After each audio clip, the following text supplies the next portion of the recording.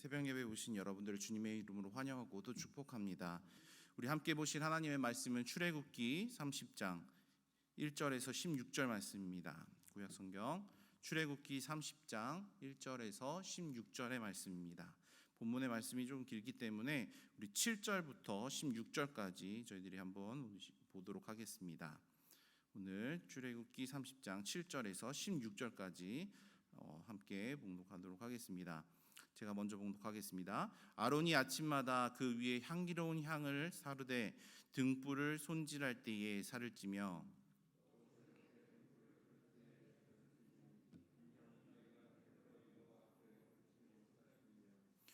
너희는 그 위에 다른 향을 사르지 말며 번제나 소제를 드리지 말며 전제에 술을 붓지 말며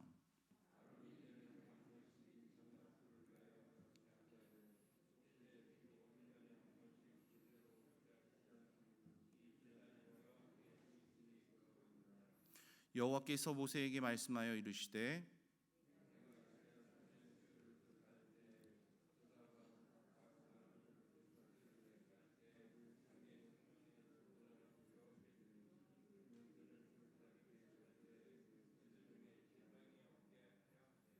무릇 계수 중에 드는 자마다 성소의 세겔로 반 세겔을 낼지니 한 세겔은 20개라 그 반 세겔을 여호와께 드릴지며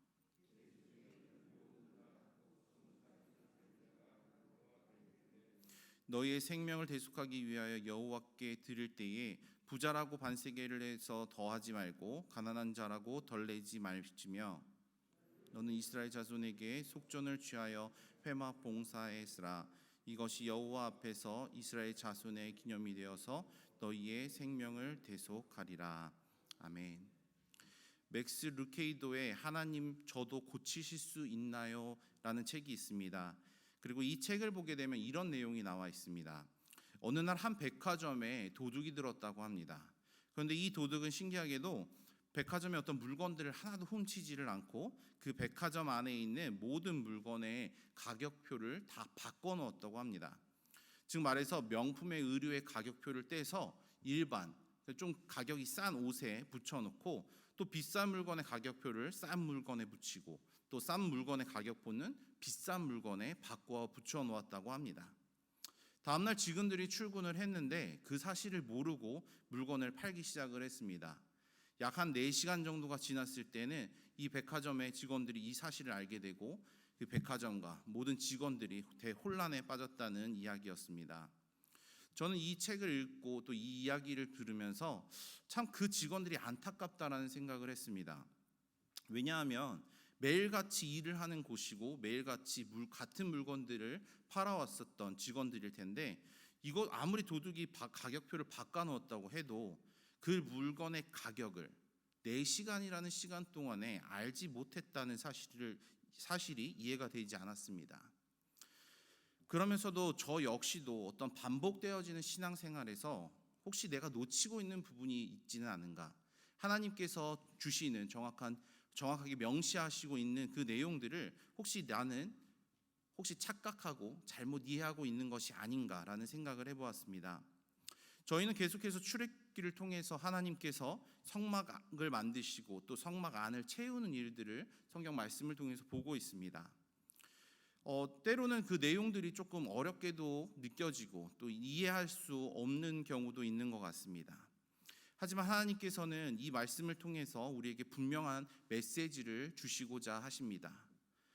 우리가 이 하나님께서 주시는 메시지가 무엇인가? 계속해서 질문해 나아간다면 우리가 앞서 말씀드렸던 이 백화점의 직원들과 같은 실수는 하지 않으리라 믿습니다. 오늘 본문을 보게 되면 하나님께서는 모세에게 2가지의 일을 시키십니다. 하나는 분향단을 만드는 것이고 또 하나는 속전을 하게 하시는 것입니다. 이 분향단의 의미와 속전의 의미가 또 무엇이고 또 이것을 통해서 하나님께서 주시는 우리에게 영적 의미가 무엇인지 오늘 이 시간에 보는 시간이 되기를 바랍니다. 우선 하나님께서는 모세에게 분향단을 만드시게 하는데 이 분향단이란 쉽게 말해서 성소에 향을 피우는 곳입니다. 이 향을 피우는 것은 하나님께 제사를 진행한다는 것, 그리고 제사를 드리는 자들의 이 정성을 알기 알려드리기 위한 의식인데, 이스라엘 민족은 이 향의 연기가 하늘에 상달될 때 자신들의 기도도 함께 상달된다고 생각했다고 합니다. 본문 1절에서 10절을 보게 되면 하나님은 이 분향단을 만드는 법에 대해서 설명하고 계십니다. 우선 이 분향단을 조각목을 재료로 하게 되는데, 이 조각목은 아카시아 나무로 재질이 굉장히 단단하고 내구성이 강해서 성막의 목재로 낸 성물들을 만들 때 재료로 사용되었다고 합니다. 또 가로와 세로의 길이는 같고 높이를 높게 해서 직류면체의 모양을 만들게 했고, 그 위에 정금을 입히고 네 귀퉁이에 하늘을 향해 뿔을 만들게 하셨습니다. 그리고 그 아래로 금태를 둘러 양편으로 금고래 2개를 만들게 하셨습니다. 첫 번째로 이 분향단을 통해서 우리가 기도해야 하는 이유에 대해서 살펴볼 수가 있습니다. 7절과 8절을 보게 되면 하나님께서는 아론을 통해서 향을 키도록 하셨습니다. 당시 대제사장으로 임명된 아론이 매일 해야 하는 일이 있었습니다. 그것은 바로 등잔을 켜고 끄는 일, 그리고 분향단에 향을 피우는 일이었습니다.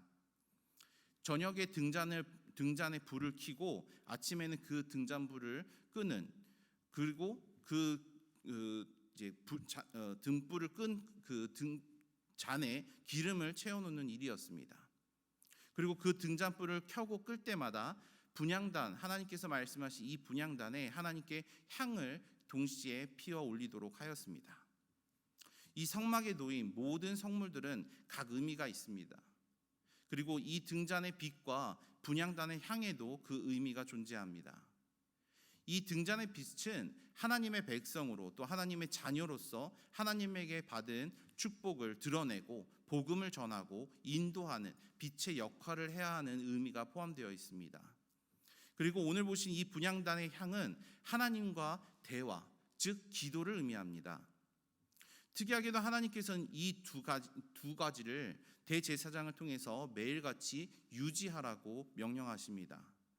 이 이유를 곰곰이 생각해 보면 우리가 하나님의 자녀로서 또 백성으로서 그 빛을 내며 살아가야 하는데 그 일은 굉장히 힘들지 않습니까? 이 일에는 반드시 기도라는 하나님과 기도하는 그 도움이 필요합니다. 그래서 이 등불을 정리를 할 때에 반드시 향을 피우고 등불을 킬 때도 향을 피우라는 그런 의미가 여기에 들어 있습니다. 우리가 하나님의 일을 하다가 보면 잠시 그 일을 쉬어야 할 때도 있고 또 새롭게 하나님의 일을 해야 할 때도 생깁니다. 하지만 반드시 끊임없이 해야 하는 일은 바로 기도라는 것입니다. 이 향기로운 향이 대대로 하나님 앞에 끊어지지 못하게 하신 것은 우리가 기도 역시도 하나님 앞에서 계속해서 지속되어야 된다는 것입니다. 그렇다면 기도는 어떻게 해야 하는 것일까요? 두 번째로 이 분향단을 통해서 우리가 어떻게 기도해야 하는가에 대해서 배워볼 수 있습니다. 9절을 함께 보시면 하나님은 다른 향을 키지 말라고 명령하십니다. 번제나 소제를 드리지 말고 전제에 술을 붓지 말라고 하십니다. 레위기 10장 1절에서 3절을 보게 되면 나답과 아비후는 다른 향을 분향했습니다. 그러다가 하나님에게 죽임을 당합니다. 앞서 말씀드린 것 같이 각 성소의 물품에는 그 의도와 그 의미가 들어 있습니다. 그렇기 때문에 아무리 대제사장이라고 해도 하나님의 명령 없이는 그 용도나 의도를 변경해서는 절대 안 됩니다. 반드시 하나님의 명령대로만 사용해야 한다는 말입니다. 분향단의 향은 하나님의 대화, 기도라고 말씀을 드렸습니다. 그렇기 때문에 우리가 기도할 때는 하나님의 명령대로, 하나님이 원하시는 대로 해야 합니다. 간혹 많은 분들이 기도를 하라고 하면 자신을 위한 기도만 하고 끝내는 것을 보게 됩니다. 이것이 정말 하나님께서 원하시는 기도일까요? 예수님이 가르쳐 주신 기도를 보아도 우리가 알 수 있듯이 하나님이 원하시는 기도는 먼저 하나님의 나라와 하나님의 의를 구하는 것입니다. 우리가 나를 위해서 기도하는 행위는 하나님이 지정하신 향을 피우는 것이 아니라 다른 향을 피우는 것과 같습니다. 우리는 하나님이 허락하신 향, 하나님이 원하시는 그런 기도를 해야만 합니다. 그렇게 기도했을 때 하나님께서는 다른 것까지도 약속하신다고 성경에서 기록하고 있습니다. 또 10절을 보게 되시면 1년에 한 번씩 이 향단의 뿔을 속죄제의 피로써 속죄하라고 이야기하십니다. 이 말은 분향단 역시도 거룩해야 된다는 말입니다. 다시 말해서 기도하는 우리들이 하나님 앞에 거룩한 사람이 되어야 된다는 말입니다. 향을 필 때 다른 향으로 하지 않는 것이 하나님의 영광을 위해서 기도하는 것이라면 하나님의 영광을 위해서 기도하는 사람 역시도 하나님 앞에 거룩한 자가 되어야 한다고 이야기하고 있는 것입니다. 기도를 할 때 그 내용만 거룩하게 하는 것뿐만이 아니라 그 사람, 기도를 하고 있는 그 사람 자체 역시도 거룩한 사람이 되어야 한다는 말입니다. 가인도 기도를 했고 사울 왕도 기도했습니다. 예수님 시대의 바리새인들도 역시 기도했습니다. 하지만 그들은 하나님 앞에 거룩한 삶을 사는 사람들이 아니었습니다. 그래서 결국 그들의 기도가 하나님께 올라가지 못했습니다. 우리는 하나님이 원하시는 기도를 해야 합니다. 하나님의 영광을 위해서 기도해야 하고 거룩한 기도에 맞도록 나의 삶도 거룩해지길 위해서 힘써야 합니다. 또 우리 11절과 16절까지는 하나님은 속전에 대해서 이야기하고 계십니다. 하나님은 모세에게 이스라엘 자손의 수를 세어서 인구 조사를 하게 하십니다. 그리고 그 조사를 받은 사람들은 자기의 생명을 위한 속전을 하나님께 드리라고 명령하십니다. 이 속전이라는 것은 과거 출애굽기 당시에 이스라엘 백성의 애굽의 노예 상태에서 그들을 구원한 하나님께 그 대가로 20살 이상의 남성들은 하나님께 반세계를 바쳐야 한다는 것이었습니다. 어떻게 보면 이 얘기를 들으면 하나님께서 이스라엘의 출애굽을 하신 것, 구원을 하신 것이 약간의 조건부식의 구원이신가? 라는 착각을 하게 됩니다. 한번 이렇게 생각해 보시기 바랍니다. 고대 시대에 노예 신분에서 해방을 할 수 있는 방법, 구원을 받을 수 있는 방법은 자신의 몸값을 그 자신의 주인에게 지불하는 속전이 있어야만 했습니다. 즉 말해서 이스라엘 민족은 당시 애굽의 노예였고 하나님께서 그들을 출애굽시키셨기 때문에 이스라엘 민족은 하나님의 노예가 됩니다. 그렇지만 하나님께서는 이스라엘 민족을 노예로 두는 것이 아니라 하나님의 백성, 하나님의 자녀, 하나님과 함께하는 자녀들로 만들고 싶으셨다는 것입니다. 하나님께서는 이스라엘 민족과 관계를 주인과 노예의 관계가 아닌 아버지와 아들과의 관계, 함께 더불어 사는 주인과 백성의 관계가 되기를 원하셨기 때문에 그들에게 속전을 통해서 그들에게 진정한 자유를 허락하시고자 하신 것입니다. 그래서 세 번째로 우리는 속전을 통해서 하나님의 은혜를 배울 수가 있습니다. 하나님은 속전을 반세겔만 내라고 이야기를 하십니다. 이 세겔은 무게의 단위인데 성경에서는 왕실의 세겔과 일반 세겔로 사용되어졌습니다. 왕실의 세겔은 일반 세겔의 2배를 이야기하는데 여기서 세겔은 일반 세겔을 뜻한다고 봅니다. 그리고 일반 한 세겔은 11.4g이기 때문에 이 반 세겔은 6g 정도 된다고 합니다. 금 반 세겔 같은 경우는 노동자의 하루에서 이틀치 임금이 되고 또 은 반 세겔이면 반나절 품삯도 되지 않는 적은 돈이라고 합니다. 하나님께서는 이스라엘 백성에게 요구하신 속전은 이렇게 작은 금액이었습니다. 이런 속전은 20세 이상 성인 남성이라면 평생 한 번 내야 합니다. 물론 후에는 매년 내는 것으로 바뀌었고 신약 시대에 오면서 성전세라는 명목으로 바뀌어져서 사용되어지긴 했습니다. 오늘 본문을 보게 되면 이 속전은 부자나 가난한 자라고 해도 예외가 없었습니다. 부자라고 해서 더 내는 것도 아니었고 가난한 자라고 해서 적게 내는 것도 아니었습니다. 그 이유는 모든 인간은 똑같은 죄인이고 모든 인간의 생명은 존귀하고 동일하다는 의미입니다. 그렇기 때문에 하나님의 은혜는 우리 모든 사람들에게 동일하게 주어져 있습니다. 모든 사람은 하나님 앞에서 동일하고 평등합니다. 생각해 보시기 바랍니다. 누군가 여러분들을 구해 주었습니다. 여러분들의 생명을 구해 줬습니다. 그러면 그 사람에게 모든 것을 주어도 아깝지 않겠습니까? 그리고 그 사람이 만약 너의 전 재산을 나에게 다 달라고 했을 때 당연히 주는 것이 맞지 않겠습니까? 그런데 하나님께서는 이스라엘 백성을 구원하셨는데 그들에게 그 더 많은 것을 요구하시지 않았다는 겁니다. 이것만으로 봐도 이것 속전은 바로 하나님의 은혜입니다. 하나님께서는 우리의 생명을 구하셨고 또 지키셨습니다. 그런데 우리에게 요구하시는 것은 어떤 큰 대가나 어떤 큰 헌신을 바라는 것이 아니라 작은 것을 바라신다는 것입니다. 오늘 이 본문의 뜻은 우리가 아무리 하나님께 그 값어치를 하려고 하나님의 그 구원이 정말 은혜로워서 정말 큰 일들을 하려고 한다고 해도 결국 반세길 정도의 가치밖에는 되지 않는다라는 겁니다.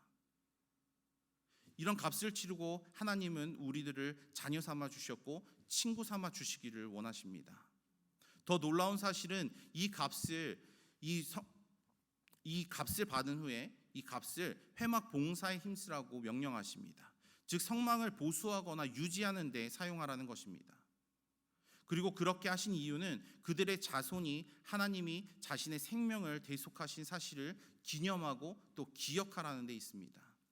결국 하나님에게 드려진 속전을 통해서 이스라엘 민족은 하나님의 백성으로 자녀로서의 의무를 확실하게 알게 되고 하나님의 백성으로 자녀로서 누릴 수 있는 특권을 감사하는 마음을 가지게 됩니다. 바로 이것이 하나님의 은혜입니다. 그리고 이 은혜가 오늘 이 시간에 여기 모인 우리들에게 동일되게 흐르기를 원합니다. 우리는 오늘 본문을 통해서 기도와 하나님의 은혜에 대해서 생각해 보았습니다. 등잔불과 아름다운 향이 항상 함께 피어올랐던 것처럼 우리들도 하나님의 백성으로 또 자녀로서 하나님의 영광의 빛을 나타내기에 힘써야 하고 그것을 위해서 항상 기도해야 합니다. 그리고 이 기도는 나를 위한 기도가 아니라 하나님의 나라와 하나님의 의를 위해서 하나님의 영광을 위해서 기도해야 합니다. 또 우리의 구원의 값으로 하나님께서는 어떤 큰 것을 원하시는 것이 아니라 우리가 하나님의 백성으로서 그 의무를 다하고 하나님의 자녀의 특권을 누리는 마음을 가지시기를 원하신다는 것. 이것이 하나님이 우리를 향한 사랑이라는 것, 우리를 향한 은혜라는 사실을 오늘 깨닫고 또 오늘 하루 그렇게 살아가는 우리들이 되기를 주님의 이름으로 축원합니다. 사랑 은혜가 충만하신 하나님 아버지, 오늘 이 시간 정말 주님 이곳에 모여 함께 주님의 이름을 찬양하게 하여 주시며 감사드립니다. 하나님, 오늘 이 시간에 우리가 다시 한번 기도의 마음을 회복하기 원합니다. 정말 하나님 원하시는 그런 기도를 감당할 수 있는 저희들 되게 하여 주시고 하나님의 나라와 하나님의 의와 하나님의 영광을 구하는 그런 귀한 기도의 자들이 될 수 있도록 은혜를 허락하여 주시옵소서. 그리고 그 기도에 맞게 저희들이 살아갈 수 있는 기도의 용사들이 될 수 있도록 거룩한 삶을 살아갈 수 있는 저희들이 될 수 있도록 은혜를 허락하여 주시옵소서. 또한 속전의 의미를 기억합니다. 하나님이 주신 그 은혜를 기억하게 하여 주시고 주님 성도로서 정말 이 성전 주님의 그 교회를 정말 섬기는 데 부족함 없게 저희들을 인도하여 주시고 또 그때 주셨던 그 은혜를 주님 오늘 이 시간 오늘 하루도 누리면서 살아갈 수 있는 저희들이 될 수 있도록 은혜를 허락하여 주시옵소서. 우리 세상을 향해서 나아가는 우리 성도님들을 위해서 기도합니다. 그 발걸음 가운데 주님 그 삶 가운데 주님 함께하여 주시고 항상 눈동자같이 보호하여 주셔서 어디를 가든지 하나님의 그리스도의 향기를 뿜어낼 수 있는 귀한 자들 될 수 있도록 은혜를 허락하여 주시옵소서. 오늘의 삶을 온전히 주님께 올려드리며 예수님의 이름으로 기도했습니다.